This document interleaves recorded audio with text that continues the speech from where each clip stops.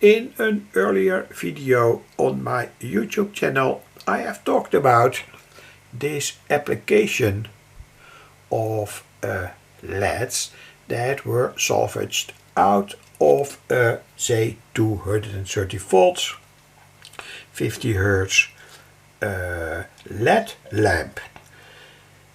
I soldered them out and I will surely give the link in the text box. And I've now used this in my kitchen as a kind of watch over light. So here you see how it was made. This is that lamp. These two LEDs, each working on 9 volts. So together they work on 18 volts. And I've used a series resistor of 500 ohms. And that was all connected to a 24 volt car battery, lead acid battery, of course, with the important things, say a fuse and the protection diode. And after all, this is, say, the situation. Anyway, let's go to the schematic. The schematic is on my workbench and it's here. This is the schematic. It's in fact extremely simple, everyone can make it. And I also want to keep this video very short. Here are these LEDs that were salvaged out of that 230 volt 50 Hertz LED lamp, and I will give the link in the description. And this is the final schematic. The 24 volt battery, of course you can also use a 12 volt battery. Take in account that in such a case we have to do with LEDs that directly work on 9 volts.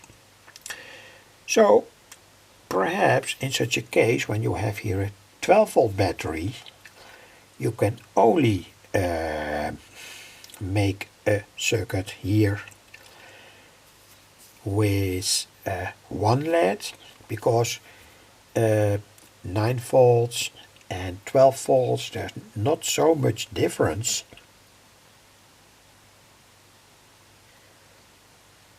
And in this case I've tested the series resistor. It was in this case 500 ohms. Most important thing to tell, and I will elaborate the 12 volt circuit further in this video. Very important, always use a fuse. It's now 1 ampere, the whole circuit takes only 25 milliampere. But when there is a long wire here, etc., say from my home to the kitchen, there's a long wire of approximately, say, 4 meters. You surely need a fuse. Also use a silicon diode, so that you cannot make a fault when you reverse, for instance, here the wires to the 24 volt battery. And here there is, by the way, of course, we have the electrode here, and there's a crocodile clip here, and also here a crocodile clip. So 2 clips here with which you can switch this circuit and connect it to the light emitting diodes. In practice it's here. Here is the fuse. Very important, always use a fuse when you connect, say, these kinds of circuits to fierce batteries like this one. And here we have 2 of them in series. Together it's 24 volts. Such a car battery has an enormous energy inside when it is charged up to its proper voltage. So when you make a shortcut, surely you could have the situation that something starts to burn or to scorch, etc. So that's the aim of this fuse, and inside here there is that diode. It's now isolated with isolation band, etc., etc. Anyway, so again, back to the schematic. Seems simple. It is simple, but take the good precautions to prevent fire. That's very important. I cannot stress that enough. Use a fuse here. Use that diode. Such a diode can also burn out when there is a shortcut here, for instance. And that's in this case a good situation. It prevents fire. Anyway, let me pay some attention to the situation of a 12-volt battery. So here we have that 12-volt battery. Standard car battery. Here we have the minus, here we have the positive, minus, positive. The positive always via a diode and a zener,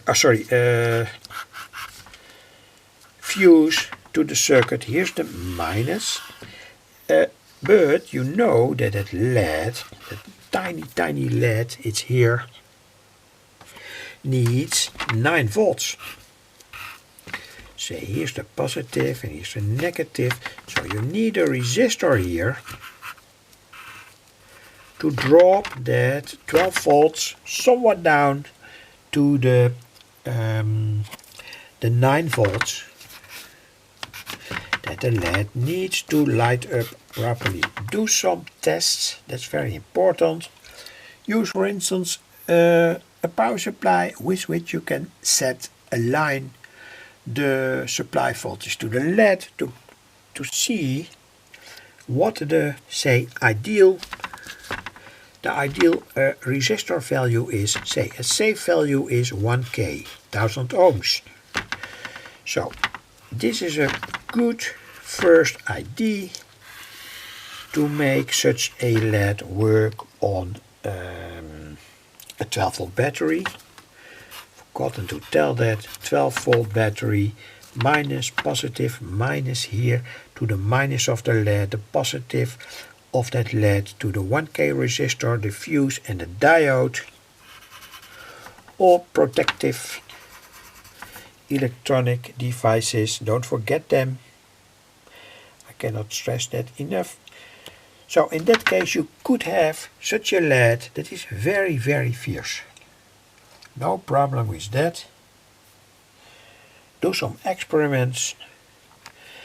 And well, you can of course, when there is a 1K resistor here, switch one LED in parallel.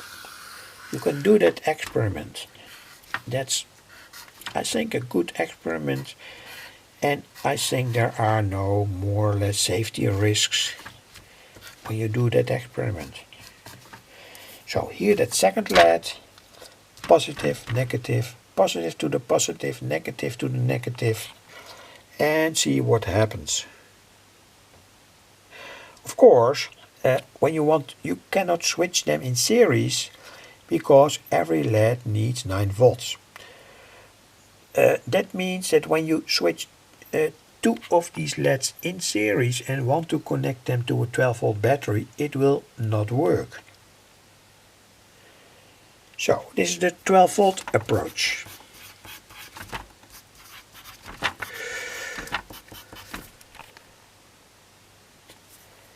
April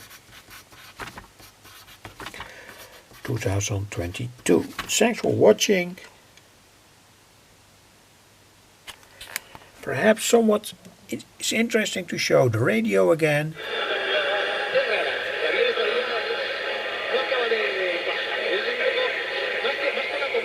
Now available on mobile. Download the Leica Radio app now on your Android and iOS devices. Back to London's biggest hit. So that refers to my earlier video of this evening. A Leica radio is very, very fierce now, and when the night goes on, and now we are, say, on 2 hours, the reception of Leica radio gets very, very fierce anyway. So the schematic again: diode, fuse, resistor, LED, salvaged, etc., etc. And thanks for watching.